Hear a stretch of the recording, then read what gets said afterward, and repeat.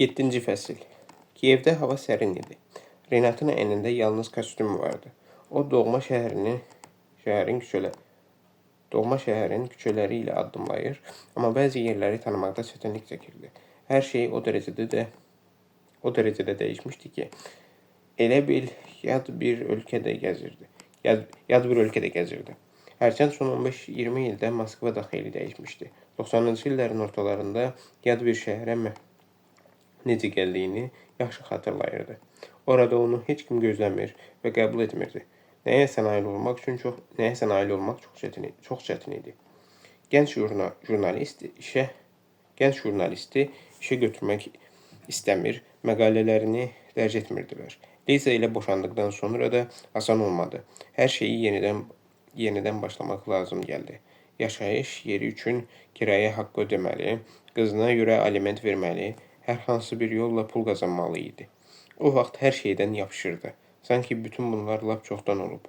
İnsan işsizliyə necə də tez alışır.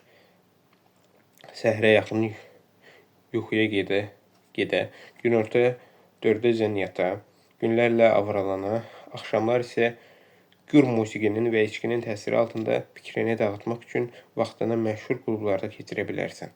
Hələ ki, narkotik maddələrə keçməmişdi. Lakin hiss edirdi ki, o murdar şeyin dadına baxmaq ərəfəsindədir. Lakin var gücü ilə buna müqavimət göstərirdi. Telefon zəng çaldı. Əgər bu Svetlanadırsa cavab verməyəcək. Renat telefonu cibindən çıxartdı. Zəng edənin dostu Dima Sizov olduğunu görüb gülümsədi. Sən belə tezdən oyanmısan? Salamlaşmaq əvəzinə dostundan soruşdu. Elə sən də.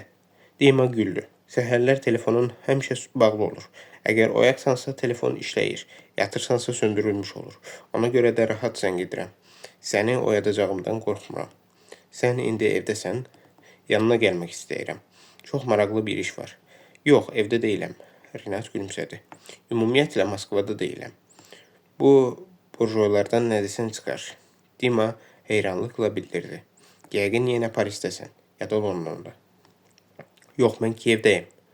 Hə. Bu başqa məsələ. Doğma şəhərə, yerlərə getmirsən. Başa düşürəm və təqdir edirəm. Amma dünən sən mənə bu barədə heç nə deməmişdin. Biz səninlə xaş yeməyə gedəndə. Amma bizə verdikləri şorba yaman idi. Çox tutumludur. Mən bütün gün yatmışdım. Həm də ağzımdan elə pis iyi gəlirdi ki, hətta ertəsi gündə hamı məndən qaçırdı.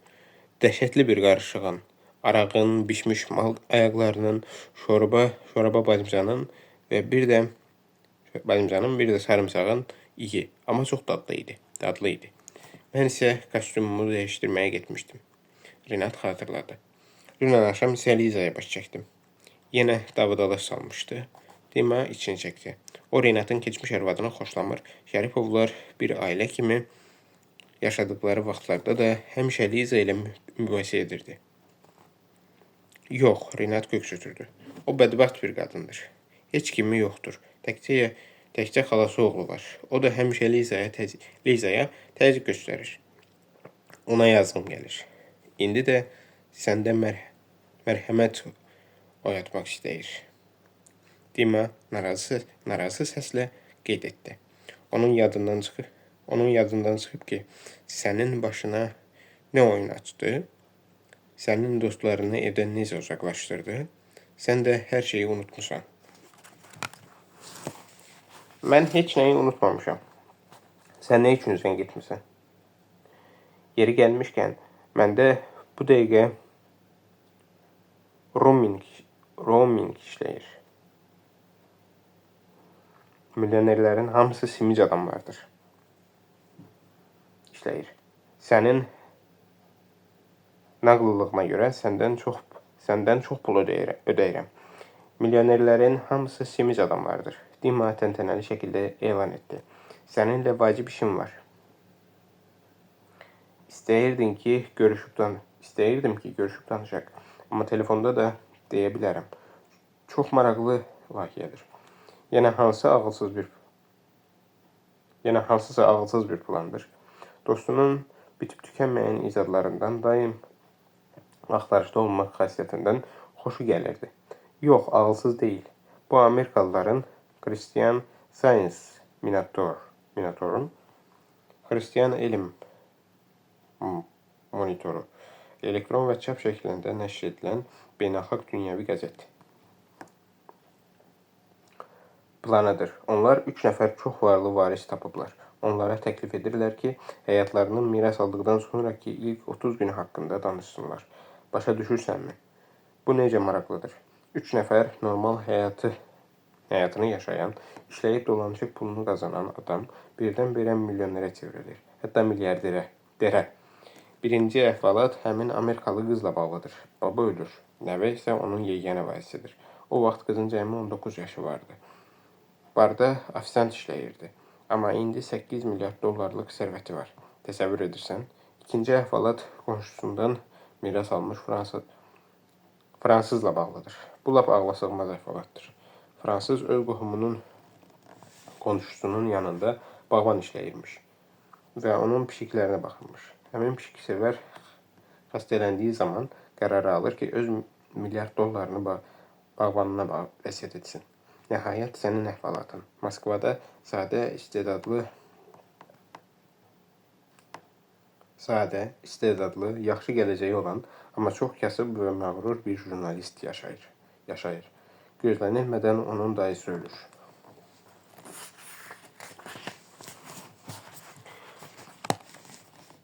Doğma dayısı olmasa da demək olar ki, anasının doğma qardaşı. Daha doğrusu jurnalistin babasının oğlu və o birdən-birə milyarderə çevrilir. Necə də gözəl layihədir. 3 qəhrəman, 3 həyat tarixçəsi, amma onlar öz əhvalatlarını yaza bilmirlər. Nə vardan olan ofisiant qız, nə də pişikləri sevən bağban. Yəqin ki, o indi həmin pişikləri əvvəlkindən də çox sevir. Ya da indi onlara nifrət edir. Renat onun sözünü kəsdi. Nə? Dima soruşdu. Əcəb zarafatdır. Bir sözlə, sənin məqalən lazımdır. Bu əsl sensasiya olacaq. Oliqarxın varisi özünün ilk addımlarından yazır. Bir də oxşar əhvalatlar barəsində məqalələr.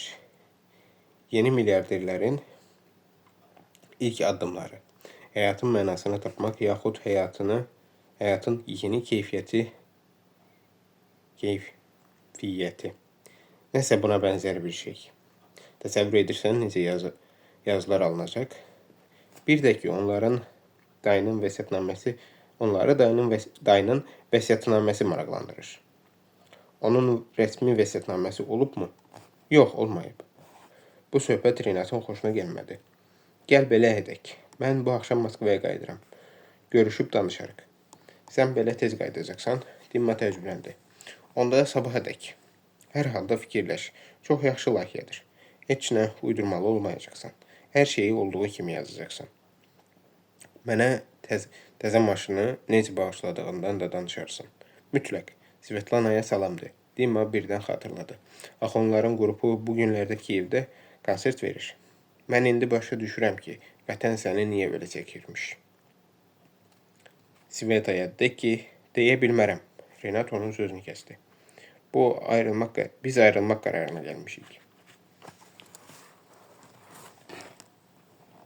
Başa düşmədim. Dimmaya söz həmişə biraz geç çatırdı. Necə yəni? Sən nə danışırsan? Axı ondan çox xoşun gəlirdi. İndi isə heç xoşum gəlmir. Renat təmkinini qorumağa çalışaraq dedi. Sən qurtardın ya yenə nə isə soruşmaq istəyirsən. Sən səhərlər yatsan yaxşıdır. Dimma məsləhət gördü. Yoxsa çöl arısı kimi hissli olursan. Yaxşı, hələlik. Qayıdarsan danışarıq. Renat telefonu cibinə qoydu. Dimmanın xətrinə nahaq deyirdi. Axı onun heç bir günahı yox idi. Amma Svetlananın hərəkəti doğrudan da onu dəli etmişdi. Necə də həyasızcasına yalan danışırdı. Renat ondan heç nəyə əsirgənmirdi. Ona mənzil, maşın, bahalı zinət əşyaları almış, onu ən yaxşı kurortlara aparmışdı. Amma yataqda onunla yanaşı uzanan Svetaya öz gitarçısının Öz gitarasının simlərindən başqa heç nə verə bilməyəcək kasıb bir musiqiçi idi. Şərifov birdən ayaq saxladı. Mən varlı qocalar kimi mühakimə yürütməyə başlamışam, fikirləşdi. Nə üçün dərhal düşünürəm ki, o oğlan Svetlanaya heç nə verə bilməyəcək, bilməz. Bəlkə onda elə bir şey var ki, Svetlananı əhatə edən milyonerlərin heç birində yoxdur. Bəlkə onların hamısı birlikdə tək onu əvəz edə bilmir. O sağlam, güclü, cavan bir oğlandır. Svetlananın necə həzz aldığını təsəvvür edirəm. Əsl dişidir. Dişi niyə? Başqa şeylərlə yanaşı, həm də cinsi həzz almaq istəyən adi qadındır. Onun ətrafında olanlar isə yalnız öz etirazlarının təmin olunmasını istəyən varlı insanlardır. Renat köks ötürdü. Axı o heç vaxt Svetlana ilə münasibətləri haqqında fikirləşməmişdi. Heç vaxt ona xoş olan hər hansı bir addımı atmağa cəhd etməmişdi. Sveta yataqda olanda həmişə ondan nəsə istəmişdi. Renat elə hesab edirdi ki,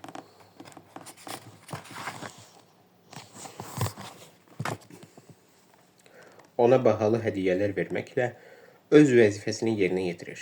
Qadın da bunun qarşılığında ona yüksək səviyyədə intim xidmət göstərməlidir. O hər şeyin haqqını ödədiyini fikirləşir və öz haqqını tələb edirdi. O cümlədən də yataqda. Bəs onda nə üçün inciyir? Hər şey düzdür. Svetlana onu rədd etmir və hesab üzrə onun haqqını ödəyirdi. Öz bədəni üçünsə daha cavan, güclü, yorulmaq bilməyən, qat-qat artıq həzz ala biləcəyi adamı seçirdi. Yox, bütün bunlar ağılsız fikirlərdir. Biraz da belə davam etsə, onu təmizə çıxartmağa başlayacaq. Svetlana sadəcə istənilən vaxt istənilən adamla yatağa girməyə hazır olan pozğun bir qadındır. Onun həyatı əvvəldən belə idi. Renat ona bundan 10 dəfə artıq hədiyyələr versə də, hətta onu milyoner etsə də, onunla evlənsə də Svetlana dəyişməyəcəkdi. Adətən belə deyirlər. Qozbeli qəbul düzəldər. O düzələn deyil. Bu cür qadınlar təbiət etibarilə pozğun olurlar. Onları islah etmək mümkün deyil. Deyəsən, ictimai normları ifşa etməklə məşğulsan. Renat təəssüflə fikirləşdi. Nəsə uydurmağa, kimisə təmizə çıxarmağa ehtiyac yoxdur. Sən otelə gəlib sevgilini başqa bir kişi ilə tutmusan. O sənə xəyanət edib. Bax, belə. Hər şey sadə və aydındır. Sənə bu da azdır. Belə zərbələr çox təsirlidir. Adamı boş xəyallardan xilas edir. O günəbaxan tumu satan qarıya yaxınlaşdı. Və yadına düşdü ki, üstündə Ukrayna pulu yoxdur. Pərt oldu və çəkilib getmək istədi. Lakin qarı onun vəziyyətini başa düşüb gülümsədi. Onun yaşı çox idi. Müdrik qadına oxşayırdı. Pulun yoxdur. Qarı bayaqdan Renatın hərəkətlərinə fikir verirdi. Eybi yox, oğlum. İstədiyin qədər götür. Pulunu sonra verərsən. Çox sağ ol. Renat kağız torbasının içinə 2 stəkan tum boşaltdı. Cibindən bir dənə 50 dollarlıq çıxarıb qarıya uzatdı. Lazım deyil. Çıx get. Qarı əlini yellətdi. Lazımdır. Renat pulu qoyub cəld oradan uzaqlaşdı. Bu çoxdur. Qarı onun arxasınca çığırdı. Mən dollara tum satmıram. Renat ona fikir vermədi. Bugün hər hansı bir xeyirxah iş görmək istəyirdi. Amma bunun harası xeyirxah işdir. Sadəcə Gulşenkodan qalan pulla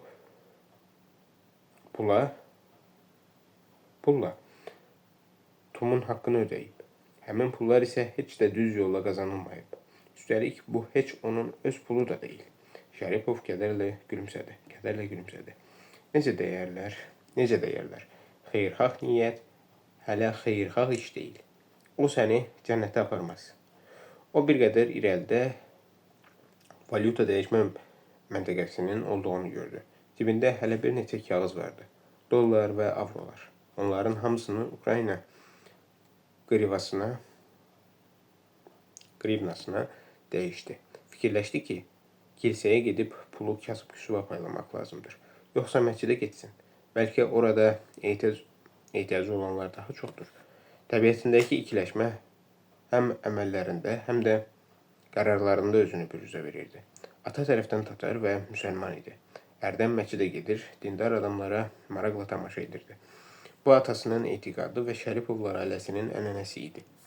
Bəzən Rinatın anası onu babasından qatı ateist olan qəhrəman təyyarətçi və generaldan xəlvət kilsəyə aparardı. O kilsədəki qorxuları, qəşəng libaslı adamları, anasının yuxarı dikilən baxışlarını yaxşı xatırlayırdı. Atasının ölümündən sonra da anası onu bir neçə dəfə gizlincə kilsəyə aparmış, Rinat isə həmin vaxtlarda onun üzündə gördüyü ifadəni həmişəlik yadda saxlamışdı. Şəripov fikirləşdi ki, hər iki məbədə getmək lazımdır. Atasının və anasının xətrinə. Bu onların xoşuna gələrdi. Hər halda o özünü yarıya bölə bilməzdi. Bu vaxt telefonu zəng çaldı. Rinat telefonu cibindən çıxarıb cavab verdi və xırıltılı səs eşidildi. Salam Rinat. O bu səsi min səsin içindən tanıyardı. Bu dirilmiş ölünün səsi idi. Bütün dünyanın ölmüş hesab etdiyi həmin Vladimir Arkadyeviç Gulüşenkonun. Qəbri Kiyevdə arvadının və övladığa götürdüyü rəsmi olaraq oğlu hesab olunan uşağın məzarının yanında yerləşən adamı. Rinat özünü həmin adamın qəbrinin üstünə getməyə məcbur edə bilmirdi. O dayısının sağ olmasından xəbərdar idi. Üstəlik bilirdi ki, arvadını və onun azyaşlı oğlunu o biri dünyaya dayısının özü göndərib. Qəbirdə isə Gulüşenkonun əvəzinə arvadının məşuqu bastırılmışdı. Rinat həmin qəbrin olduğu yerə gedə bilmirdi. Baxmayaraq ki, arabir Ukrayna qəzetlərində dərc olunan yazılarda onun vicdansız və daşürəkli adam adlandırıb qınayırdılar. Ər-vaxtınız xeyir. Rinat təəccüblə cavab verdi. Kərim demişdi ki, dayısı düz bir həftə onunla danışa bilməyəcək. Lakin görünür, bu zəng üçün Gulüşenkonun səbəbləri vardı. Həm də çox ciddi səbəbləri. Qorxmursunuz ki, sizi səsinizdən tanıyarlar. Rinat özünü saxlaya bilməyib soruşdu. Artıq qorxmuram. Gulüşenko əsəbi səslə bildirdi. Hətta öləndən sonra da məni rahat buraxmırlar. Ölüləri lap talançı kimi soyurlar. Ona görə də qərara almışam ki, bəzi tanışlarım üçün dirilim. Bu onların xoşuna gəlməyəcək. Rinat xəbərdarlıq etdi. Sənə Estrelladan zəng etmişdilər. Dayısı xəbər aldı. Onlar sənə nə dedilər? Heç nə.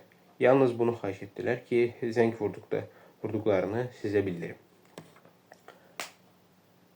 Başqa heç bir söz demədilər. Gulüşenko şübhə ilə soruşdu. Demədilər. Gulüşenko şübhə ilə soruşdu. Dedilər. Rinat birdən xatırladı. Dedilər ki, sizə bunu çatdırım. Qoy özünü axmaqlığa qoymasın və Estrellaya zəng vursun. Bax, elə bu cürdə dedilər. Axmaqlığa qoymasın. Gulüşenko pıçıltı ilə təkrarladı. Sağ ol ki, xatırladın. Çox yaxşı. Sən indi hardasan? Kiyevdə. Nə? Aydın idi ki, o sadəcə təəccüblənməyib. O heyrətlənmiş, bəlkə də qorxmuşdu. Bəs nə üçün heyrətlənmiş, nə üçün belə qorxmuşdu? Sən orada nə edirsən? Niyə getmirsən? Səni ora kim çağırıb? Heç kim. Elə belə ürəyim istəyib gəlmişəm. Rinat təəccüblə cavab verdi. Bu sizi niyə belə maraqlandırır? Mənimlə oyun oynama. Gulüşenkonun çox narahat olduğu aydın hiss olunurdu. Yaxşısı budur. Düzünü de. Səni Kiyevə kim çağırıb? Mənim əmoğullarım, yoxsa İqnat? Sənə kim zəng edib? Kiminlə razılığa gəlmisən? Yaxşı olar ki, düzünü deyəsən. Mənə də görüm. Səni ora kim çağırıb? Heç kim çağırmayıb. Rinat başa düşdü ki, dayısı özündə deyil. Siz nədən danışırsınız? Hansı İqnat? Sizin əmoğullarınızın bura nə dəxli var? Mən onları bircə dəfə yarım il bundan əvvəl görmüşəm. Bir də heç vaxt onlarla görüşməmişəm.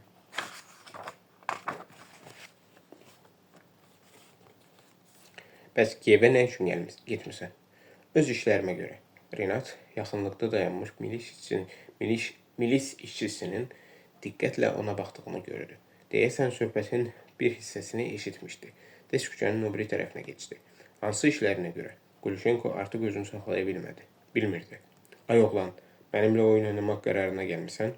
Elə bilirsən məni aldatmaq asandır. De görüm sən Kiyevə nə üçün getmisən? Mən öz sevgilimin yanına gəlmişəm. Maloday Sertsə qrupunda çıxış edir. Kərim onu yaxşı tanıyır. O bunu təsdiqləyə bilər. Sən bir qıza görə təyyarəyə minib Kiyevə getmisən və heç kimə bir söz deməmisən. Gülşenko ona inanmadı. Təyyarə ilə yox, maşınla gəlmişəm. Sizin yaxşı tanıdığınız mühafizəçilərimlə. Tələt və Pavellə birlikdə. Biz bütün gecə yol gəlmişik. Bura səhər çatmışıq. Bəs Anzor hardadır? O sənin mühafizə rəisin idi. Mən onu məzuniyyətə buraxmışam. Gürcüstana, öz vətəninə gedib. Hara buraxmısan? Vladimir Arkadyeviç təcrübələndi. Mənə elə salırsan, mühafizəçiyə də məzuniyyət verərlər. Sən Kiyevə onsuz gəlmişsən, istəyirsən sənin bu uydurmana inanım. O öz valideynlərinin yanına gedib. Renat əsəbləşməyə başlayırdı. Mən bura Kiyevə öz sevgilimlə görüşməyə gəlmişəm. Amma onu gitarçısı ilə yatakda tutdum. İndi də şəhərdə dolaşıb fikirləşirəm ki, onlara nə edim? İkisini də öldürüm, yoxsa hər şeyi atıb qaydım. Qaydım Moskvaya. Belə bir vaxtda siz zəng edirsiniz və hansısa axmaq şübhələrlə məni cana yığırsınız. Mən heç bir İqnat tanımıram. Sizin əmoğullarınızı da görməmişəm. Mənə inana bilərsiniz. Məni əvvəllər ətrafınızda olan əzlaflarla bir tutmayın. Gülşenko bir qədər susduqdan sonra soruşdu. Sən o qızı başqa bir kişi ilə tutmusan? Hə. Renat köks ötürdü. Görünür onun səsində doğru danışdığına Vladimir Arkadyeviçi inandıran nəsə vardı. Əgər bir insan 3 milyard dollar qazanmağa bacarıbsa, bir neçə dəfə rəqiblərindən qaçaraq ölümdən yaxı qurtarıbsa, bir neçə ölkəni xüsusi xidmət orqanlarına aldadaraq öz ölümünü səhnələşdirə bilibsə, deməli o adamın nə vaxt yalan, nə vaxt doğru danışıldığını hiss edəcək qədər ağıl, o adam nə vaxt doğru, nə vaxt yalan danışıldığını hiss edəcək qədər ağıllıdır. O adam hiss edəcək qədər ağıllıdır. Gülşenko hiss etdi ki, bacısı oğlu həqiqəti deyir. Heç bir kişi sevgilisinin məşuqu haqqında əhvalatlar uydurmaz. Özünə hörmət edən heç bir kişi. Nə etmək fikrindəsən? Gülşenko maraqlandı. Sizin məsləhətinizi gözləyirəm. Nə edim? Vertolyot kirayəliyim və sizin etdiyiniz kimi onları birlikdə Nitsaya göndərim. Renat kinayə ilə soruşdu. Yoxsa tikə-tikə doğrayıb ətlərindən kebab pişirim. Bəlkə onu bağışlayım və gecəni başqa kişinin qucağında keçirdiyini yaddan çıxarım.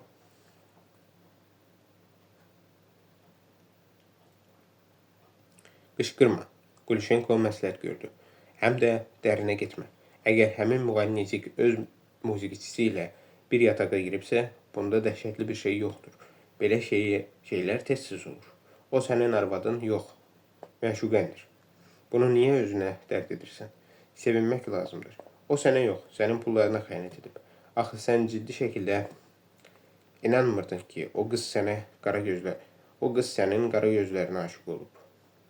Qadınlar kişilərin nisbətən öz xeyirlərini daha çox güdür. Çiynindəki yükdən azad olmuşsan.